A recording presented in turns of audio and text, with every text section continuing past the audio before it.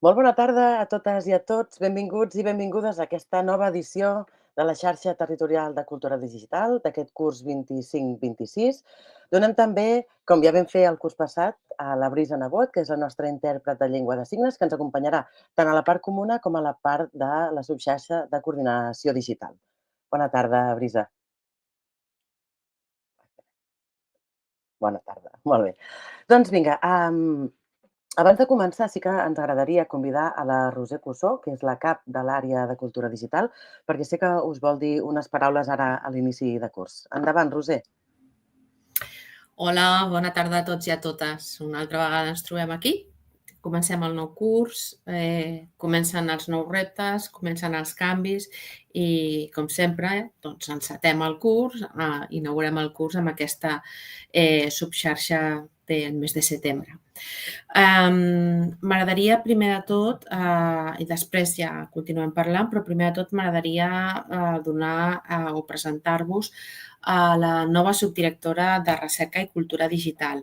Aquest enguany tenim una nova persona que ocupa aquest càrrec en substitució d'en Jordi Sararols i volia presentar-vos a la Vanessa Massas, que és la nova subdirectora, com us comentava, i que doncs, volia ella presentar-vos les línies generals de la subdirecció i de l'àrea de cultura digital. Bona tarda, Vanessa.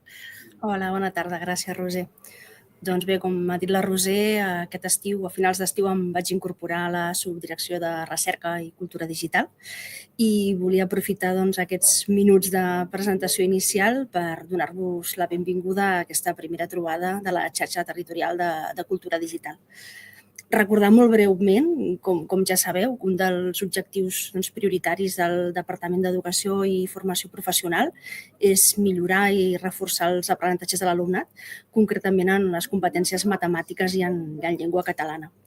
Per garantir l'èxit educatiu de l'alumnat cal un treball conjunt de tota la comunitat educativa i des de l'àrea de cultura digital estem també alineats amb aquest repte per sumar esforços en aquesta línia. Anirem entrant en més concreció de quines seran les línies de treball concretes del curs 24-25 en aquesta primera part de la xarxa i posteriorment, quan us dividiu en les dues subxarxes i en les sessions que anireu fent durant el curs. Seré breu perquè sé que hi ha molta feina per endavant. Per acabar aquesta intervenció i abans de donar pas a les companyes i companys de l'àrea de cultura digital, volia agrair-vos molt sincerament tota la feina feta des dels centres i des dels serveis educatius durant tot aquest temps, la que esteu fent per iniciar aquest nou curs i per la que tenim per fer, perquè crec que encara tenim molts reptes per endavant en l'àmbit digital. Així doncs, gràcies, que tingueu una jornada molt profitosa i desitjar-vos a tots molt bon curs. Gràcies. Moltes gràcies, Vanessa. Doncs sí, tenim per endavant molts reptes, moltes novetats, moltes coses que continuen i segurament algunes qüestions, algunes preguntes que se us han desvetllat o que teniu per aquest nou curs. Per tant, comencem amb aquesta part comuna de la xarxa territorial de cultura digital. Ja sabeu que tenim aquesta part comuna, que després es dividirem en dues, a la subxarxa de coordinació digital i la subxarxa de comissió digital, però que primer farem aquesta part comuna on donarem algunes informacions que són d'interès de tipus general. Per tant, Maria, quan vulguis, comencem. Perfecte, Roser, moltes gràcies. Doncs vinga, després d'aquesta benvinguda que ens han fet la Roser Cussó i la Vanessa Massas, expliquem una mica l'organització de la xarxa territorial d'aquest any, perquè en el NUS ens va semblar que hi havia alguns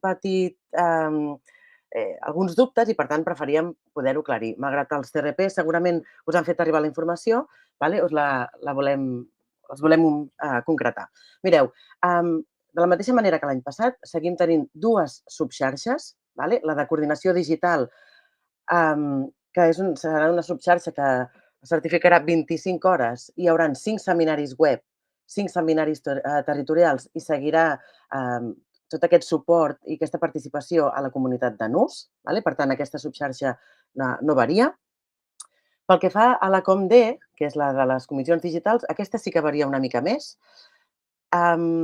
vam estar parlant amb tots els referents de CRP i ens van comentar que és veritat que aquesta subxarxa, com que ja portava molt de temps i tot el tema de l'estratègia digital amb l'acompanyament dels mentors digitals, dels mentors 4.0, doncs ens deien que potser ja perdia una miqueta de sentit en comparació amb els altres cursos, però que sí que era cert que els temes que s'abordaven en aquestes xarxes eren interessants. I per tant vam decidir fer dues parts, o dues opcions, o dues modalitats. La primera, la Comde normal, que se certifica en 30 hores i que és presencial. Per tant, hi ha 5 seminaris web i 5 seminaris territorials presencials en el CRP.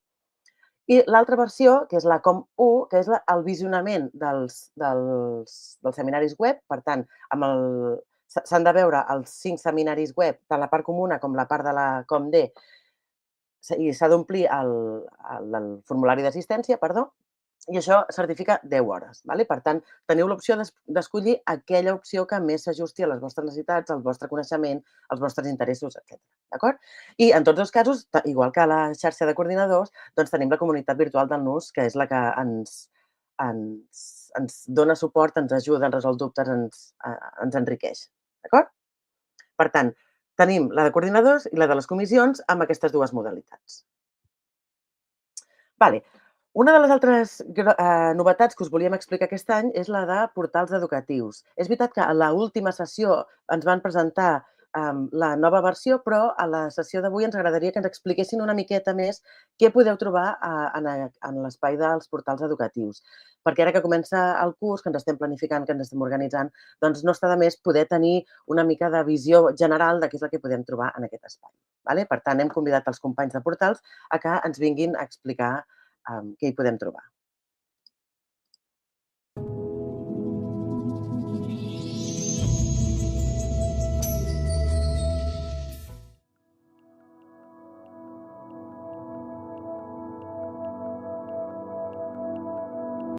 Hola, molt bona tarda a tothom. Primer de tot, desitjar-vos un molt bon curs i molta energia per afrontar-lo.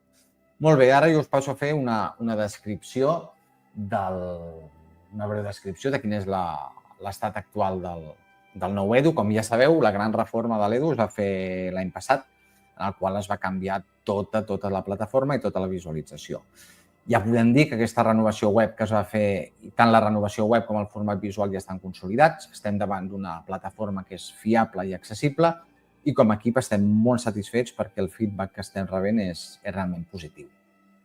De cara a aquest any ens concentrarem en el desenvolupament de nous interactius i tallers, en l'actualització visual dels recursos existents, perquè l'actualització de recursos que ja estaven a l'EDU però que ja tenien uns anys i necessitaven una reforma. Una de les tasques que tenim com a equip és l'actualització d'aquests recursos. També farem una exploració de nous formats, bàsicament dirigida a la producció de nous interactius, i tot això ho veiem com una oportunitat per consolidar, enriquir i expandir encara més l'EDU. Jo ja sé que vosaltres coneixeu l'EDU perfectament, el recomaneu, sou usuaris actius, però pels que no estiguin tan familiaritzats amb l'EDU, jo us passo a fer una descripció de quina és la seva estructura i el perquè d'aquesta estructura. Per nosaltres, i això ja quan estàvem dissenyant el nou EDU ja ho vam posar sobre la taula com una prioritat, va ser la importància de la pàgina principal. Per nosaltres la pàgina principal representa la porta d'entrada de tots els usuaris, tant si són els usuaris del dia a dia, com són usuaris esporàdics, com són la primera vegada que entres a l'EDU i descobrir què és això de l'EDU, què hi ha allà dins. Doncs en aquesta pàgina principal és dinàmica, està en contínua actualització, presentem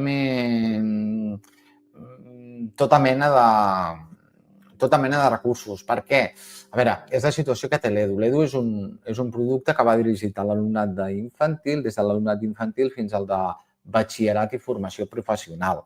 Llavors, què passa? És un ventall d'edat molt ampli. Llavors, no ens volem centrar, tot que sabem que l'usuari, el nostre usuari principal és l'alumnat de primària, no volem deixar de banda els altres, òbviament. Per tant, el que intentem és moure aquesta pàgina perquè vegin els usuaris que diuen, ostres, aquí pots trobar material de tota mena, no? Puc trobar material de biologia, puc trobar material d'ortografia bàsica de català i puc trobar jocs. D'acord? Llavors és per això que la pàgina principal ha de ser dinàmica. En aquesta pàgina principal agrupem el contingut per tipologia de recursos. Llavors posem destacats de diferents nivells, també presentem els recursos específics, que són els recursos de tercers, els que no estan desenvolupats per nosaltres en una secció en la qual sigui fàcil d'accedir a la seva navegació. Presentem el nostre material, els nostres interactius, sobretot, perquè sabem que és un dels productes estrella de l'Edu. Presentem les col·leccions, que és una manera alternativa de classificar els recursos a partir d'un eix temàtic, i l'agenda i els jocs, perquè amb els jocs sempre hem cregut amb l'Edu ja des de fa molts anys que és una part molt interessant i és un ganxo d'entrada per l'alumnat. Molt bé, us parlo una mica de la cerca de recursos per etapa i matèria. Aquesta cerca està a la pàgina principal. Totes les pàgines, us presentaré una d'exemple, la biologia i geologia, però que sapigueu que totes les pàgines tenen la mateixa estructura. L'única cosa que varia, totes les pàgines aquestes pàgines són les que van dirigides a etapa i matèria. L'única cosa que varia és el color, segons etapa que és, però l'estructura és la mateixa. Llavors, una de les grans novetats que es van posar en les pàgines de recursos específics respecte a l'antiga versió de l'Edu és que és la integració d'etiquetes. Aquesta integració d'etiquetes s'ha fet per facilitar la navegació i dirigir de forma més directa i més eficient, creiem nosaltres, quin tipus de contingut està buscant l'usuari, o l'alumnat, vaja. Molt bé, què més presentem a la pàgina principal? A la pàgina principal presentem el producte estrella, com us he dit, que són els interactius. Els interactius, òbviament, tenen una pàgina també específica, però ja veureu que si entreu a la pàgina principal, els interactius surten a diversos llocs de la pàgina principal, a la pantalla gran, a la que és la imatge gran, que nosaltres diem Jumbotron. En aquest Jumbotron sempre presentem les novetats, però ja veureu que també hi ha destacats on es presenten interactius, també altres productes, però amb els interactius sempre li volem donar un protagonisme molt especial perquè és un producte de molt èxit. Llavors, els interactius estan en l'àmbit matemàtic, lingüístic, cultural. Continuem en el desenvolupament d'interactius perquè és un producte que no para de créixer i és una de les apostes principals que tenim a l'Edu. A part dels interactius, tenim els planificadors a part dels interactius tenim els tallers. Aquest és un exemple de taller, que és el de planificadors i calendaris, que és l'últim que hem publicat. Quina diferència entre els tallers de l'Edu i els interactius? Els tallers representa, això ja es va començar a fer fa 3 anys, és oferir una alternativa a la interacció directa amb la pantalla. Llavors, aquí s'ofereix material descarregable i imprimible. Va molt dirigit a activitats plàstiques. Dins d'aquests tallers, una de les coses que també oferim és una activitat a cadascun d'aquests tallers que està dirigida a l'experimentació amb la impressió 3D. Llavors, això ho vam creure en el seu dia que seria un producte interessant i és un producte que mantenim, i més enguany el fet d'oferir activitats que surtin del que és estrictament la pantalla, jo crec que nosaltres creiem que els centres educatius ho rebran molt bé. Les temàtiques dels tallers estan molt centrades en les festes tradicionals, en el Nadal, en el Sant Jordi, en la Castanyada, tot i que, en perspectiva, també està oferint altres tipologies de taller que s'escapin d'aquesta temàtica. Molt bé. Una de les altres tasques que tenim enguany a l'Edu està com us he comentat ja a l'inici, està amb el reciclatge de material. Nosaltres teníem un material de molta qualitat a l'Edu, però visualment ja era d'una altra època. Llavors, nosaltres hem optat, sobretot el material aquest que va dirigit a secundària, hi havia molt material d'assignatures com tecnologia, biologia, física. Doncs nosaltres el que hem optat és agafar el programari Alexia Learning, que és un programari de codi obert que et permet editar contingut educatiu. Llavors, no es necessiten coneixements de programació, l'edició és relativament ràpida i el que permet és reformular i presentar d'alguna manera visualment més atractiva material que ja estava obsolet. Doncs totes les activitats que estem reformulant amb Excel Learning les estem penjant també a l'Edu. Paral·lelament a l'Excel Learning ja estem treballant des de fa més anys amb una eina d'emulació que és Raffle. Raffle ens permet emular contingut en Flash i anar-lo presentant. Cal dir, no sé si com a anècdota o com a curiositat, que hi ha material en Flash que té molts anys però que continua estant molt visitat tant per l'alumnat com pel professorat, suposem. Títols mítics ja, com el Joc de la prehistòria o l'Entrena't per llegir. Són, de debò, productes que hem de tenir disponibles allà sempre perquè les visites són constants. Llavors, el Raffle què permet? Aquest permet emular aquests interactius que estaven programats en Flash. D'altres interactius que tenien una estructura més complexa barregen Excel Learning, que és el programari que us he dit abans, i Raffle, que és el programari que emula Flash. Doncs molt bé, nosaltres, jo ja em despedeixo en nom del meu equip. L'objectiu que tenim l'Edu aquest any és que continuï sent un lloc de referència, d'acord, que combini aquesta estabilitat, qualitat i innovació i que sigui útil per tota la comunitat educativa i que s'ampliï el seu ús no només a l'alumnat, sinó també que en puguin fer l'ús que en puguin fer les famílies com a reforç escolar a casa. Doncs molt bé, moltes gràcies. Navegueu per l'Edu i qualsevol cosa que em vulgueu suggerir a l'equip, qualsevol comentari, qualsevol idea d'innovació, qualsevol... Poseu-vos en contacte amb nosaltres, d'acord? Moltes gràcies.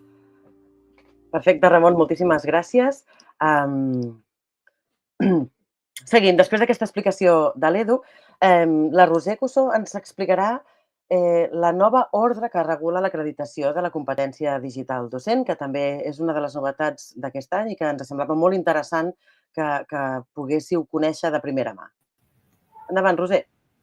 Gràcies, Maria. Molt bé, doncs, com sabeu, l'acreditació de la competència digital docent fins ara s'estava regulant amb una resolució que tenia una validesa fins al curs 23-24 i va ser al juny d'aquest any, del 25, per tant, en el curs 24-25, quan finalment es va poder publicar l'ordre que serà ja definitiva i que, per tant, substitueix a la resolució que fins ara estava en funcionament sobre l'acreditació de la competència digital docent. Cal dir, perquè aquesta és una de les preguntes que se'ns ha fet algunes vegades a l'àrea, que en aquests moments els docents teniu una acreditació de competència digital, un nivell, el que sigui d'A1 a B2, o potser en algun cas C1, perdoneu, i que el nivell que teniu ara i que a més podeu consultar en el vostre expedient d'ATRI no canvia. És un nivell que ja teniu consolidat, que ja teniu assolit, però les persones que no tenen cap tipus de nivell de competència digital docent o bé vosaltres per fer una pujada de nivell, o sigui, per saltar d'un nivell a un nivell superior, a partir d'ara s'aplica aquesta ordre. Quines diferències hi ha? Hi ha una diferència fonamental i és que fins ara els nivells de l'A1 al B2 es tenia en compte l'acumulació de formació. És a dir, les persones que tenien fins com a mínim 40 hores acumulades de formació en tecnologies digitals des del curs 16-17 fins al 23-24, doncs automàticament i d'ofici acreditaven una U. amb 50 hores un A2, amb 60 un B1 i amb 70 un B2. Tenint en compte que, a més, en el B1 i en el B2 es necessitava un certificat de la direcció del centre conforme s'aplicaven a les aules, a l'aula, tecnologia digital desenvolupada pel propi docent. Això ja no és així i, per tant, en general i en resum, els nivells A1, A2, B1, B2 només es poden aconseguir mitjançant formació quan es tracta d'un curs de formació específic de nivell, és a dir, no per acumulació de formacions. Per tant, per tenir un nivell B1, només amb la certificació d'un curs de formació específic a nivell B1 s'assolirà aquest nivell, igual que amb l'A1, A2 o B2. Vol dir que no cal ja el certificat de la direcció, però que, per contra, no existeix aquesta suma, aquest sumatori d'hores de formació. Per tant, des de l'A1 al B2 es pot certificar amb aquest curs de formació. En el cas del A2 existeix una altra forma d'ofici i és que totes les persones que tinguin la titulació en grau de magisteri que estan recollides en l'annex 2 d'aquesta ordre, que implica totes les universitats catalanes, tenen de forma automàtica a partir de grau a partir del 2024-25, és a dir, els graduats en el curs passat, a partir del curs passat, tindran de forma automàtica acreditat un nivell A2. Pel que fa al nivell B1, també es contemplen dues altres formes d'assolir-ho, que seria mitjançant l'avaluació de l'observació de la pràctica professional o mitjançant una prova específica, però aquestes proves específiques o aquesta observació seran unes convocatòries que, en el seu cas, sortiran de forma específica, però que en aquests moments encara no estan publicades ni s'han fet les convocatòries. En el cas del B2, també s'assoleix d'ofici amb el perfil professional de competència digital, és a dir, aquelles persones que tenen reconegut el perfil professional també se'ls reconeix d'ofici. Hi ha un cas especial en el B2 i és per a aquelles persones que ja tenen en aquests moments acreditat un nivell B1 fent un curs complementari que es fa a través de l'àrea de cultura digital, a través de l'oferta formativa de l'àrea de cultura digital, un curs complementari de 10 hores. Amb aquest curs complementari es passa del nivell B1 al nivell B2. És a dir, totes aquelles persones que ja tenen el nivell B1 no cal que facin un curs específic de nivell B2, sinó que amb aquest curs complementari es passa d'un nivell a l'altre. Pel que fa als nivells C1 i C2, que aquesta també és la gran novetat. En el cas d'aquests nivells, sí que hi haurà properament una convocatòria a la qual es podran presentar les persones que vulguin assolir aquests dos nivells o un dels dos, i que aquestes persones, els docents que vulguin assolir aquests nivells, no caldrà que tinguin cap dels nivells anteriors assolits, sinó que directament es podran presentar en aquesta convocatòria, que consisteix específicament en un procés d'anàlisi i validació d'evidències. En l'ordre ja s'especifiquen quines són aquestes evidències que cal aportar per participar en la convocatòria, que siguin valorades i si es compleixen els requisits i la suma de mèrits mínima per tenir aquests nivells, doncs s'acreditarà de forma automàtica. Per això publicarem unes convocatòries en el moment en què es faci, ja se us avisarà, es farà públic, tant pel nivell C1 com pel nivell C2 i a través d'aquestes convocatòries hi haurà un tribunal o hi haurà una comissió, per dir-ho millor, més específicament, que valorarà aquestes evidències i que donarà resposta i acreditarà al nivell C1 o al nivell C2, en funció de la convocatòria a la qual us hagueu presentat, si es compleixen els requisits de la convocatòria. Podeu consultar aquests mèrits i aquests requisits, aquestes evidències que es demanaran a la pròpia ordre, però en el moment que surti la convocatòria sortiran específicament quan val cada apartat, etc. D'acord? Doncs aquestes són les novetats. Podeu consultar aquesta ordre a portal de centres, a l'intranet. També està digital. Qualsevol consulta o dubte que tingueu en referència a aquesta nova ordre d'acreditació, ens la feu arribar al correu de formació TAC o cultura digital i us respondrem sense cap tipus de problema. Sobretot, importantíssim, allò que teniu assolit, allò que teniu consolidat com a nivell de competència digital no canvia ni desapareix perquè hi hagi aquest canvi de normativa, sinó que aquesta nova ordre, aquesta nova normativa, afecta allò que vulguem fer a partir d'aquest curs, de fet, a partir del 26 de juny. I ja està, Maria. Crec que està tot explicat i que em sembla que aquesta part ja la tenim... Ja està, perfecte. I qualsevol dubte, el que tu deies, que enviïn un correu a culturadigital@xtec.cat o a formaciotac@xtec.cat i allà els companys en respondran. Perfecte, molt bé. Perfecte, Roser, moltes gràcies. Doncs vinga, anem acabant ja. Només comentar-vos i recordar-vos que teniu diferents espais de suport a la xarxa. Sabeu que tenim el Nodes Digital, que és la pàgina de referència de l'àrea de cultura digital. Teniu l'opció de subscriure-us i, per tant, qualsevol novetat que hi hagi al voltant de l'àrea rebreu una notificació i la podreu consultar. Teniu aquí sota l'adreça que és projectes.xtec.cat/digital.